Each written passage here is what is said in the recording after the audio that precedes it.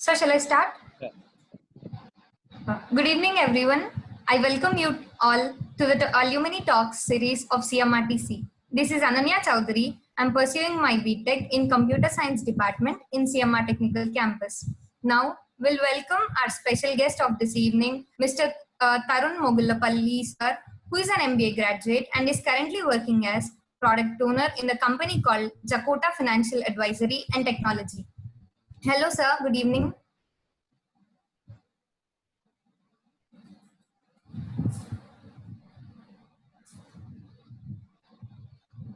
Sir?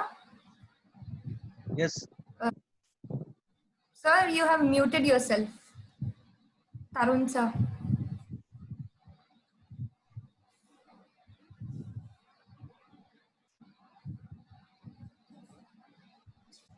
Tarun, please unmute. Right. Yeah. Yes, I was trying to unmute myself. Yeah. Yes, sir. Now I Hello, got sir. access. Good evening, sir. Yeah, good evening, everyone. How are you doing, sir? Yeah, I'm doing well. How are you? I'm doing good, sir. First of all, thank you, sir, for accepting the invitation of this session. Yeah, it's our college. Yes, Yeah. sir. Fine. Okay, sir. How are you doing? Yes, and how is your studies going on? How is your college? yes, sir, And my studies. Yes, sir, the college is like really good. My studies are going well. nice, good to hear that. Yeah. Yes, sir. Okay, sir. Let's start the session. Yeah. And guys, if you people want to ask any questions during the session, you can post your questions in the chat box. Yes, sir. Let's start with your introduction. Can you please tell us something about yourself, your company, and your work? Like, what do a product owner actually do? Okay. Yeah. Actually, myself, Tarun. Actually, I'm a first CMRTC passed out 2010 to 2014 computer science graduate. So right now I'm working for a fintech company as a product owner. Actually, I'm owning a product here. So general responsibilities of a product owner is basically taking the ownership of the entire product backlog and delivery of the features and development of the features and handling the team. So apart from that, I'm playing a multiple roles here. So apart from product ownership, I'm also handling market intelligence of the product. If we ship product into the market, what is the market share we can grab it, and what is the basically market intelligence of it, price and cost and implications of the product, and also the I also take care of system engineer roles and responsibilities. Basically, what are the technicalities of the feature? It could be a web-based feature, or it could be a machine learning-based feature. It could be anything. So, what are the implications and what we need exactly on technical? That's how, and especially what product owner does is, so he has to take the ownership of entire product team. He will be the whole and soul responsible person while delivering of the product also, and also while introducing it to the new client, when you try to pitch to the new client, and also the pre-sales pitch. These are the major responsibilities of a product owner. And also basically every software company follows some methodologies, software development lifecycle methodologies. So right now agile methodology is trending now. In agile also scaled agile it is, so it is trending now. So generally product owner works on agile methodology. He takes care of the scrum events and artifacts. Yes, sir. The answer was very informative. And did you work in any company previously, or is this the only company which you have been working in right from the start of your career? Before this company, I worked for Cognizant for 4 years as a developer. So there I used to work for financial services clients only. They were based on Europe and American based clients on different line of businesses. Yeah. Sir, can you tell us the reason what, why did you leave the company Cognizant? Mm, yeah, fine. Okay. So before that, I'm just I will give you one suggestion. Basically, for every student, while starting a career, it's very important to take to see the what kind of a role they are entering into. So basically, you need to see out of the box. Basically, if you start your career as a developer, you need to see basically after 10 years what you would be. Basically, you might be end up as a technical architect or a solution architect or an engineering manager kind of a thing. So so basically my you whenever you start a career, these are the major things you need to take care of.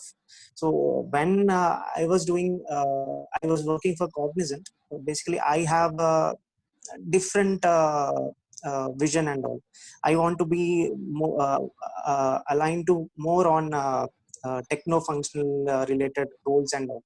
So then later on, after working 4 years for Cognizant, I have decided basically to enter into the techno functional world, and especially on a higher management role. So I have decided to get into the masters, and because of that decision, I left my company to do my masters.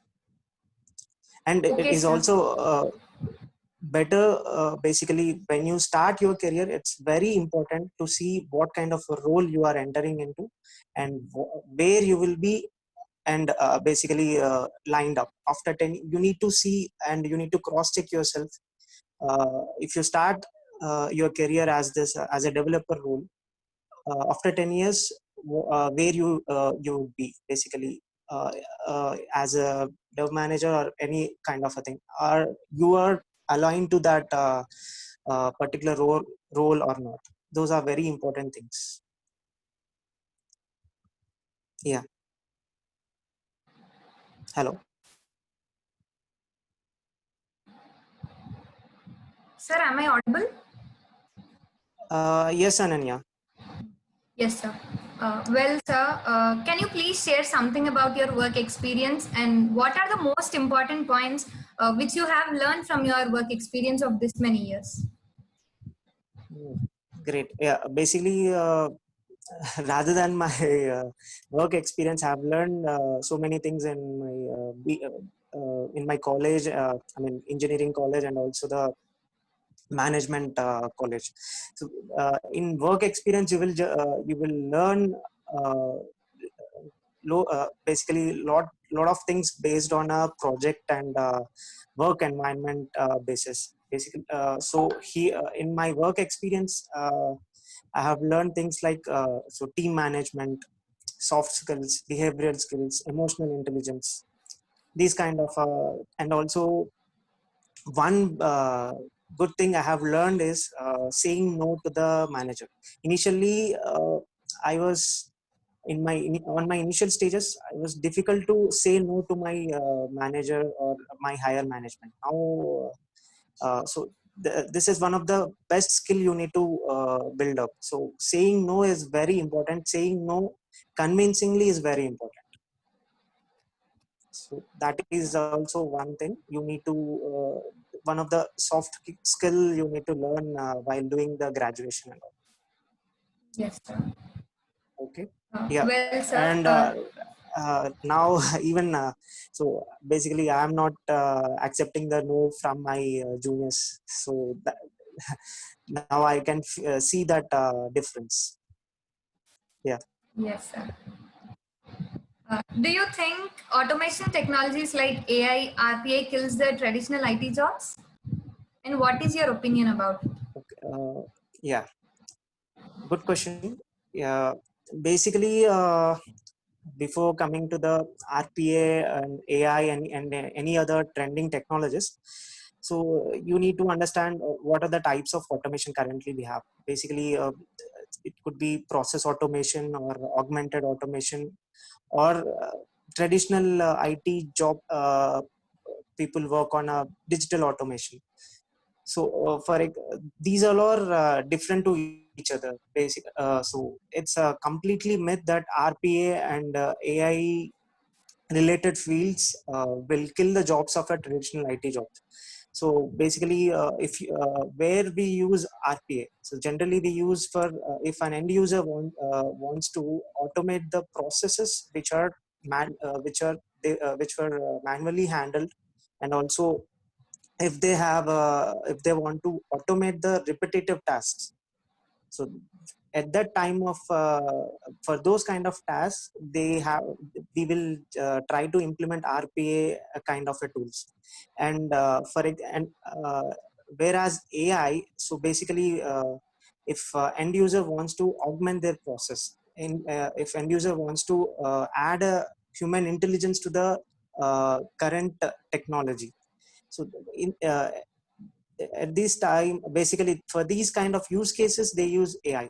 But whereas traditional IT is like uh, they are like, so if you have any, if you end businesses are working on a paperwork, for example, uh, in a college, uh, how does you take the attendance, Sir, how does you take the attendance? So like, basically we take, no, sir, it is not online.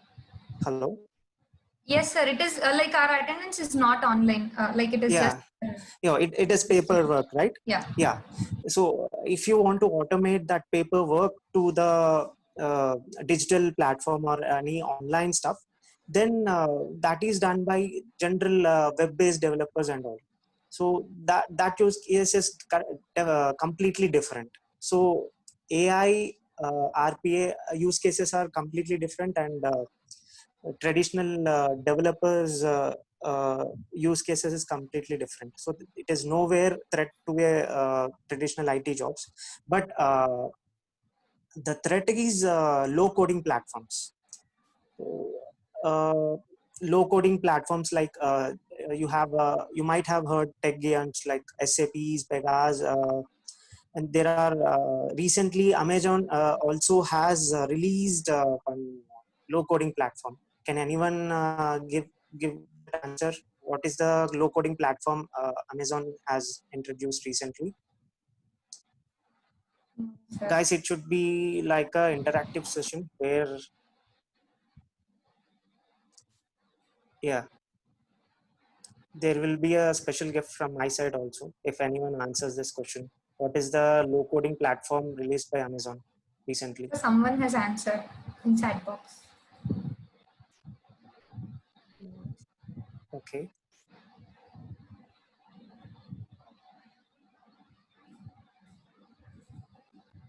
Okay. I'm asking about low coding platform. Someone has answered that AWS. AWS is a cloud computing platform. It's a different product altogether. Anyone else?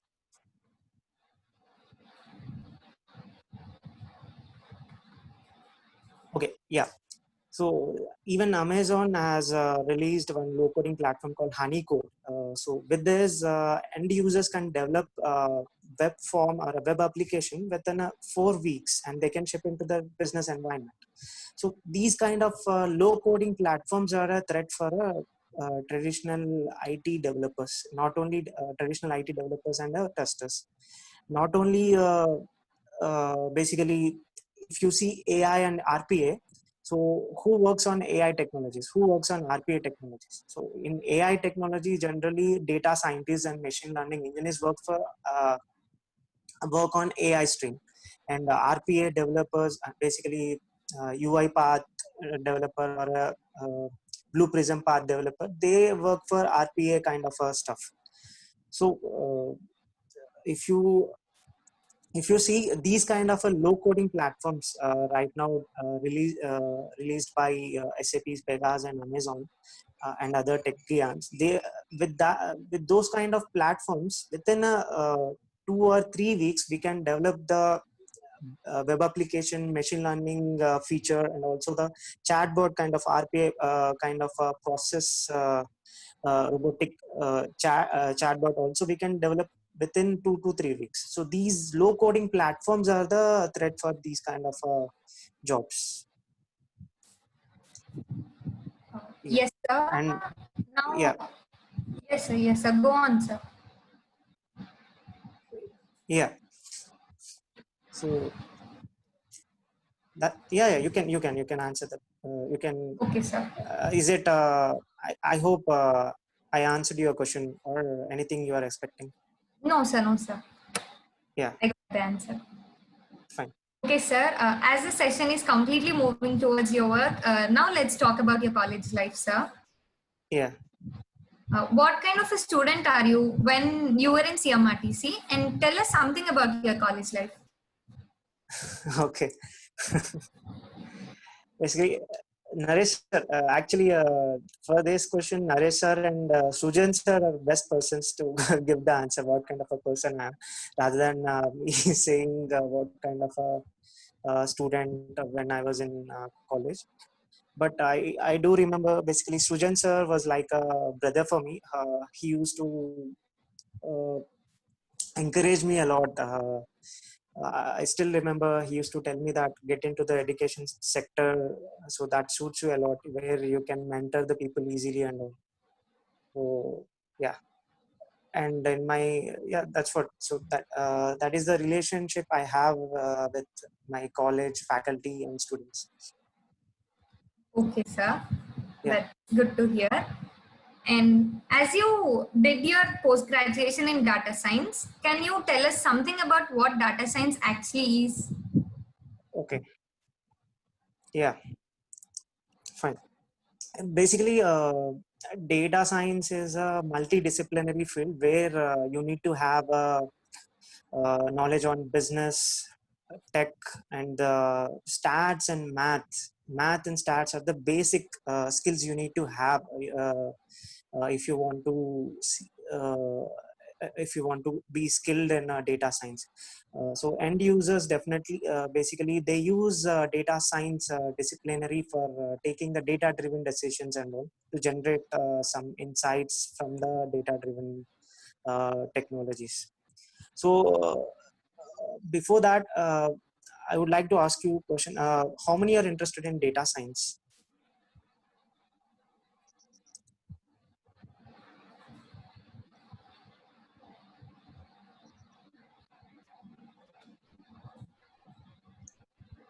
Guys, sir is asking you a question. How many are you interested in data science?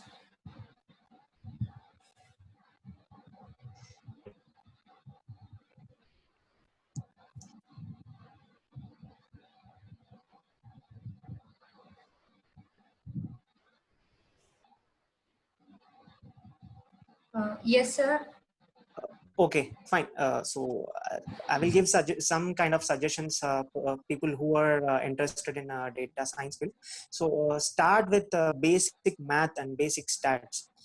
So before getting into the Python or machine learning coding, you need to start with the basic stats first. You need to understand what is the descriptive stats and what is a um, uh, probability distributions. What are the sampling techniques you have?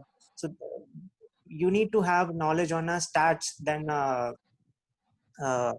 uh, before starting the coding in Python. And also you first you need to start with statistics, then get into the math, where you need to learn linear algebra and matrices and all.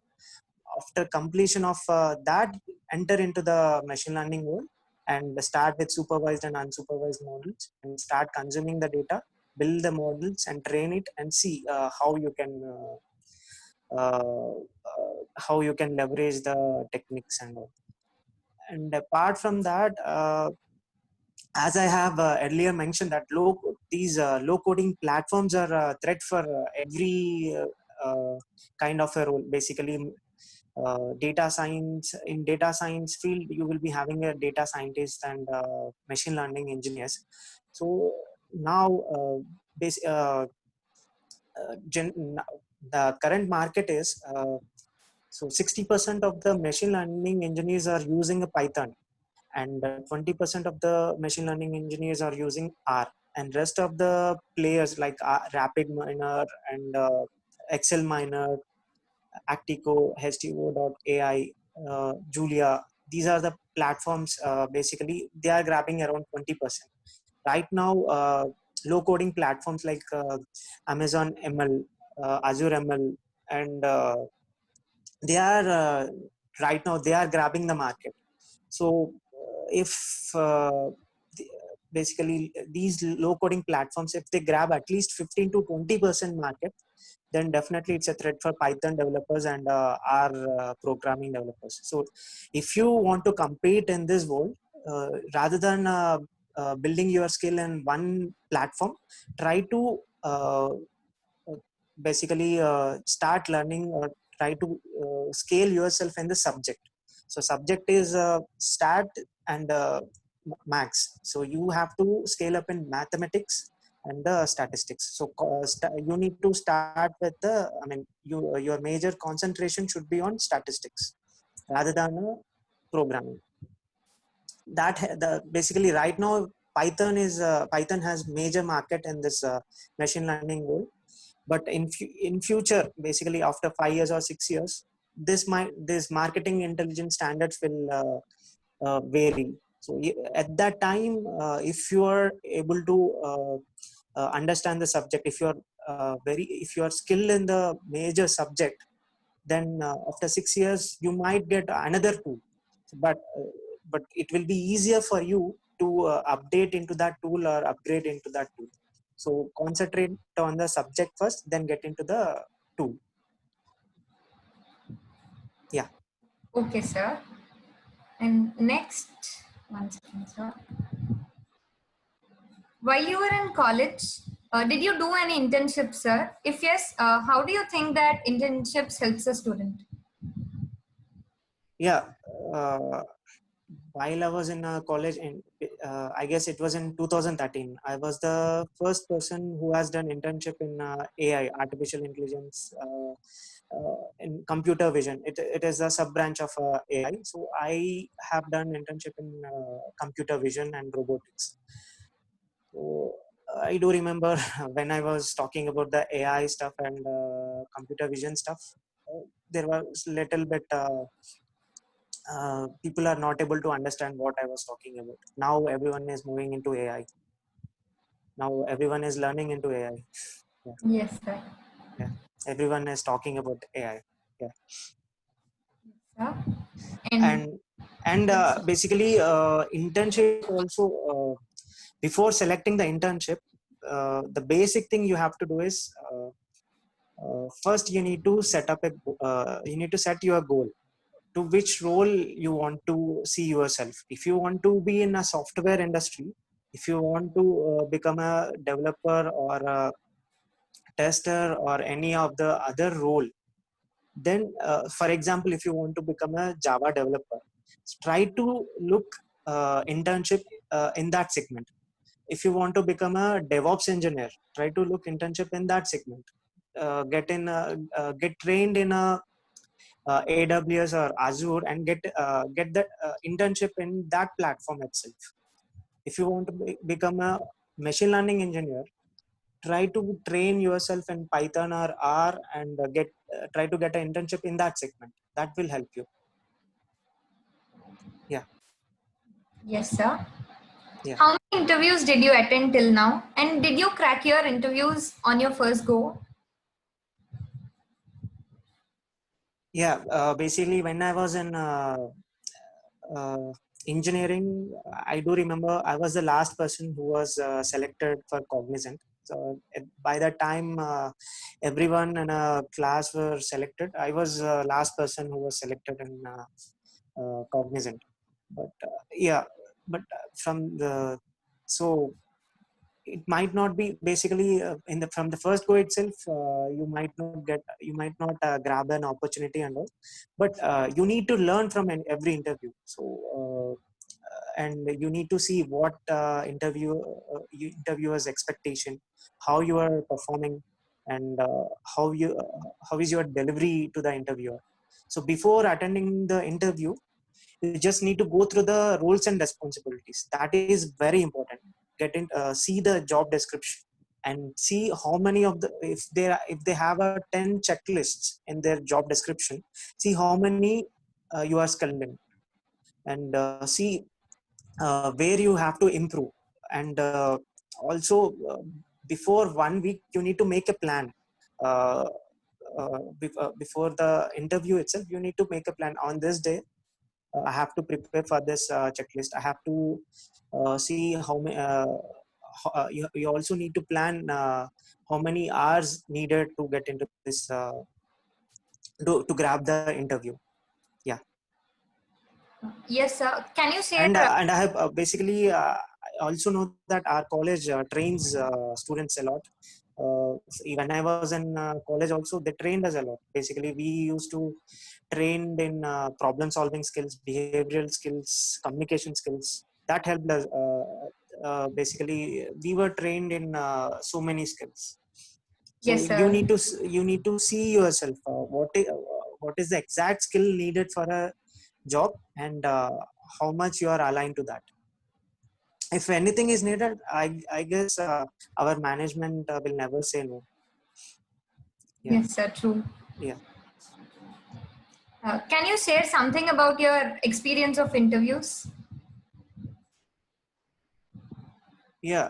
So whenever I will get into the interview. Right now I'm not attending, but before masters and before joining into the Cognizant, uh, I have attended a lot of interviews. There basically they used to see the uh, for a fresher it's a different interview. Basically they expect you how your problem solving skills, and how is your behavioral skills, and how hard work oriented you are, how passionate towards your role and all. These are the major aspects. So after attending uh, 5 to 6 interviews, I have understand what are the major requirements of an interviewer. Then I have prepared myself, and even our college management used to I used to tell them, I mean, these are the uh, questions they were asked, and these are the things I have missed, so can you help me on it? So they used to help me, and I have that's how I have build up my skills and all before joining into the Cognizant. So as a fresher, you need to see, basically first you need to set your goal, what kind of a role you want to be into. First is if you want to uh, if you want to start your career as a developer, see after 10 years where you would be. If that is fine for you, then automatically you can you can be able to grab the roles and responsibilities for that job, and then you can plan accordingly. Yes, sir. There is a question in chat box. Yeah. Someone asked you, I'm not good at maths. Can I be a data science student? But yeah, it's not a good practice, but basically uh, at least 10th 10th standard math, you need to be proficient in 10th standard math. That will really help you after training the model and developing the models. When especially when you get into the advanced data science, you need to be good at math. You will get to know how much math is needed while developing the advanced models. Basically, one of the I can tell you, for one of the classification, you need a hyperplane model. For that, at least to understand the hyperplane, you just need to understand the basic geometry. If you don't know basic geometry and linear algebra, it will be very difficult while building up your career. Don't look at 1 or 2 years of this career. After if you start your career as a machine learning engineer, maybe after 5 years or 6 years you will become a senior machine learning engineer. If you're good at functional business side also, you will become a data scientist. After 5 years you will become a AI architect or solution architect for a AI. If to become that level, you need to be I mean good practitioner from the basic level to the advanced level. So for that you need a basic math at least. Yeah. Yes, sir. Now, moving on to the next question. Being a CSE student in BTech and data science student in MBA, you have a lot more streams to work in. Then, why did you choose this stream? Did you just go with the flow and is doing the job which you were placed in? Or do you have any particular interest in this stream? You're talking about product management. Yes, sir. Yeah, basically, yes, true that I'm being a CSE student and also the data science student, entering into the product management is a different kind of a thing. But this role has very high level of landscape. Basically, you need to know the business, you need to know the tech, you need to know the design, and also you need to know the stats and math, everything you need. So based on my interest, I have took this role, and also I will let you know the advantages of it in my day-to-day activities. Basically, on from the day one of a sprint, I will start working with, basically I work with data architect, I will work with technical architects, I will work with the business owners, I will work with the development team, I will work with the machine learning engineers, I will work with the data scientist, I will work with the solution architect of AI. I will so I will work with basically test engineers, automation engineers. So you are the person who takes the ownership of an entire product. You are the major person required for the product introduction to the maturity level. So that so that's why uh, this role has a very high scope. And right now in the market, basically product management role is the highest paid role in the market right now. Second is data science and artificial intelligence roles. So these are some of the reasons why I have taken this role.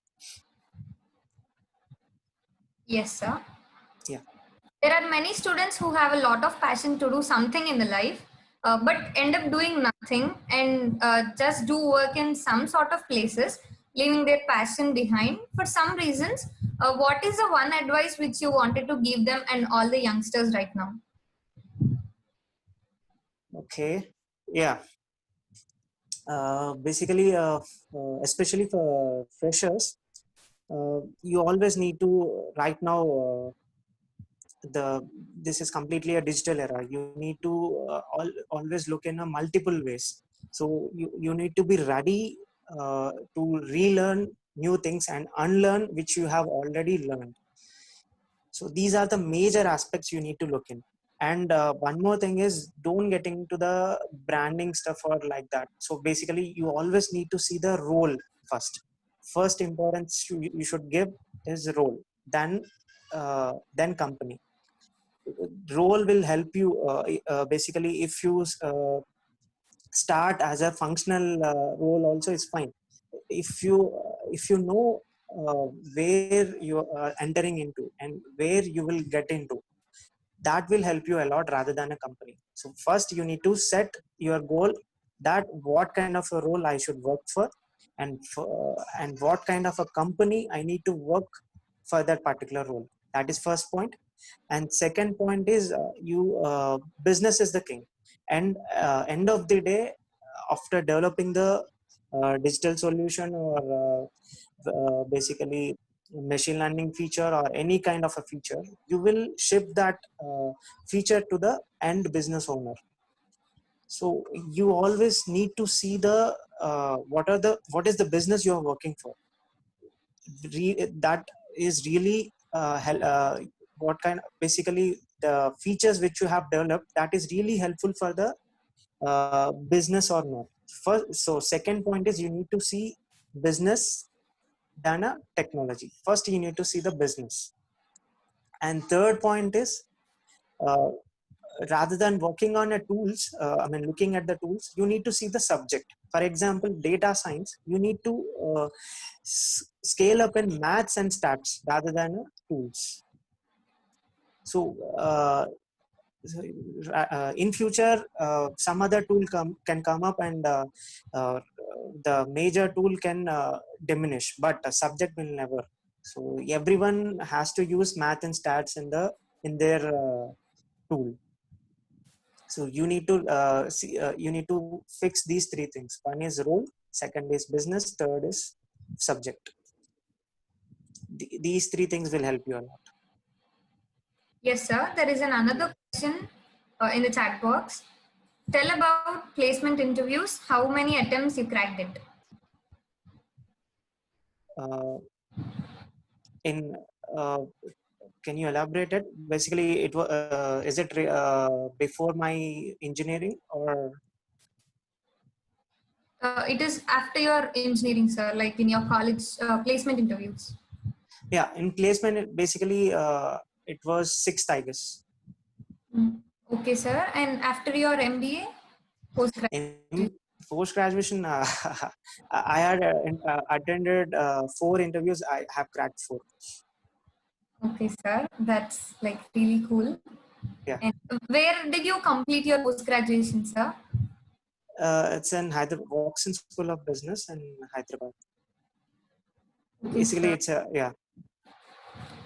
Like, did you choose data science on your own interest, or someone advised you to choose that? Yeah, on my own interest, I have chosen that specialization. Basically, while I was doing my internship, also I was into this AI kind of stuff. So at that time, from that uh, time only, I was thinking about learning these kind of stuff. Sir, Yeah, can I ask you another question? yeah, sure, definitely. Yes, sir. Did you enter engineering just because you took math stream in intermediate, or is it because of your own interest? So yeah, this is a kind of a typical question. So I would like to know, basically, is it because you are entered into the math stream, or do you have any other interests rather than maths? Uh, no, sir. I actually like maths, so Yeah, that is why I chose math stream in intermediate. yeah. But after that, I always have a passion towards engineering. I don't know why. That may be because of my surroundings. That is why I chose it. Okay. In engineering, on what kind of a stream you have interest? Basically, CSE or any other? CSE, Did sir. someone CSE. CSE? Did Yes, someone sir. told you that this is the stream you have to be in, or did someone? No, sir. No, sir. No. Yeah. No, sir. This is on my own interest. Okay. Yeah. So basically, rather than current situation, basically, rather than engineering stream, there are a lot more streams you can work on. Basically, for example, data science.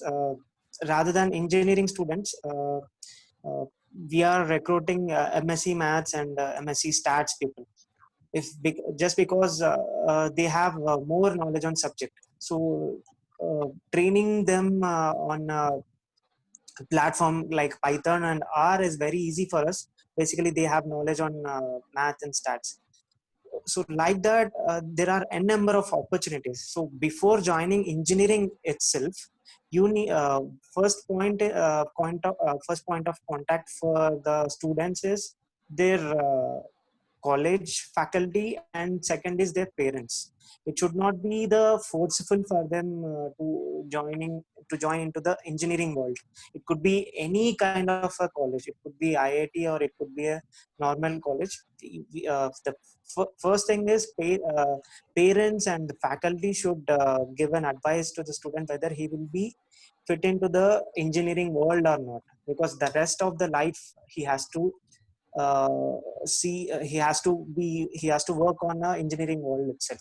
So that is a different aspect. So if based on the uh, subject students who has interested in. Based on that, they can they have to take the decision. Other than engineering, if they have interest in arts kind of a thing, or design kind of a thing, or any other kind of a thing. But for you people, the suggestion from my side is, so right now there are n number of technologies are coming up. So, are you a first year graduate or second year graduate? Or First third year, year? sir. First year. So fine, great. So from the first year itself, you need to you need to see how the market is going on. So for now, for example, if you see the web development, right now we have a n number of platforms like Java, .NET, Python, Ruby on Rails. There are n number of platforms. So in that, Java is basically Java has already grabbed 60% of the web development market. We don't know after 4 years how that market would be. So you, to uh, uh, after your engineering, end of the day, you will become a developer kind of a stuff, or any other. Basically, you could be a web developer, or a machine learning developer, or a process automation developer. So you need to see each stream, which platform is has grabbing the market, and which platform has more opportunities. That will help you. And also, you also need to talk to your faculty. Basically, uh, uh, whether you are perfect for this kind of a role or not. So if I want to build my career in this particular role, how I can what are the skills and I need to build. That's how you can make it. Yes, sir. Now, and there is another question in chat box. Yeah. Why didn't you work abroad? I didn't get that question. Can you repeat it? Like, yes, sir. Someone has asked you that as you have completed your post graduation in MBA, Yeah. like, why didn't you choose to work abroad, like in foreign countries? Like, why didn't you choose to go? Basically, there is no particular reason for that. Uh, Working for abroad, you will get it, guys. Basically, uh, that is not a rocket science or something. Uh, so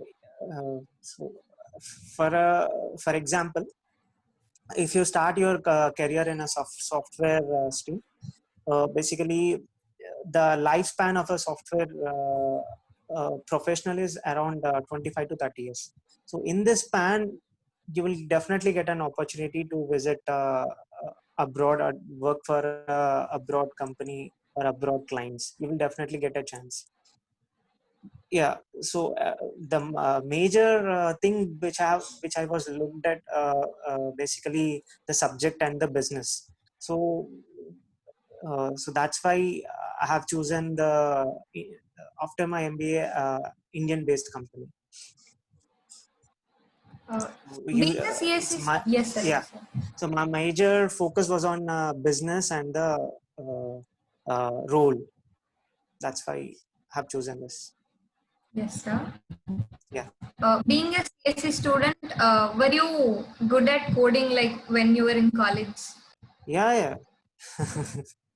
Yes, I used to put my internship was the best example. For that project, we have coded around 10,000 lines of code. Yeah. Yes, sir. Yeah. How It was more like than 10,000. I don't remember exactly, but it was more than 10,000. that's like really great, sir. Yeah. And how important do you think a CSE student or any other student should learn about artificial intelligence and machine learning, like in today's era? It's very important. Basically, I'm telling you, right? The business is growing. Artificial intelligence business is growing. Once the major problem still the business owners are facing is they are not. They know what is artificial is what is artificial intelligence, and what is data science. What does everything, but they are not able to understand where we can put this. So by when you guys are first year students, right? So by 3 years, business business owners will definitely use this artificial intelligence and machine learning techniques in multiple streams. They will get to know basically where we can fit this kind of streams, and how long we can use it, and to what level we can use it. So that entire process will be adjusted within 2 to 3 years. At that time, the machine learning and artificial intelligence market will grow up. So right now it has around uh, I don't remember exact figure, but it is around $13.5 billion. And that basically machine learning throughout the world, artificial intelligence has $13.5 billion market. By the end of 3 years, it will be around $40 billion easily. So by that time, you will get more opportunities, more business streams will be available. Yes, sir. The session was very informative, sir. Yeah, and also if anyone is interested in data science, and I will just ping my details in the chat room. You can just ping me if you want to learn more about product management and also the data science too. Yeah. Sir, there is another question in the chat box. How long it took for you to become data scientist? Yeah, basically, I'm not a data scientist. I'm a product owner. Basically, as part of agile, I'm playing a multiple roles here. So basically, system engineering and also the product owner. So I'm not completely data scientist. I'm a flavor of data science and product management. So Yes, it took sir. me around 3 years. Yeah. Yes, sir. So basically, my masters helped. Masters helped me a lot to get into this role. Yes, sir. Yeah. Hereby conclude our today's session of Alumni Talk series by thanking you, sir, on behalf of our college management and students for spending your valuable time with us from your busy schedule, sir. Yeah, sure. Great. Thank you so much, sir. Yeah, thanks. And yes, guys, this is our episode of Alumni Talk series for today. And tune into the official handles of CMR Technical Campus for more updates about the next session of Alumni Talk series. This is Ananya signing off. Thank you.